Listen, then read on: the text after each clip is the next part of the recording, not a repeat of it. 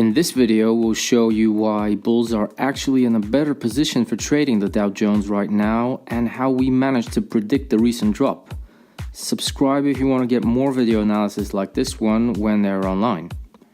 So it's been clearly obvious that Dow Jones buyers haven't been in a good shape during the last 2 months, and that's putting it mildly.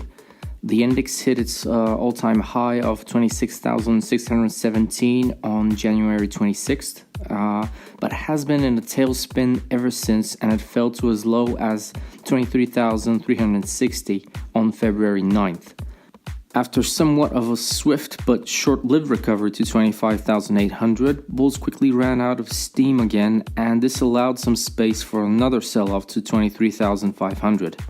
Despite the negative sentiment around the stock market right now, we published a video about the Dow on February 13th, suggesting that even though a decline to 23,000 is likely, the uptrading remains in progress and 27,000 is still there for the taking. Less than 2 months later, the chart you see here appears to confirm the positive outlook. You can clearly see the wave structure of the plunge from 26,600.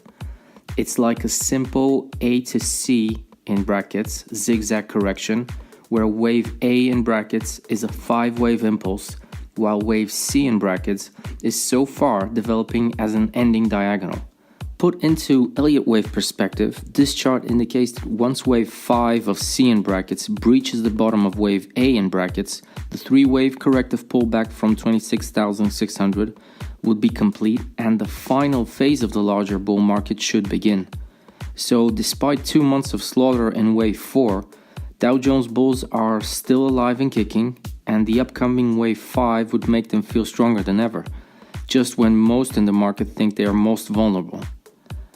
Like the video if you think we got it right, and check out our other Elliott Wave videos and articles at ewminteractive.com through the link in the description.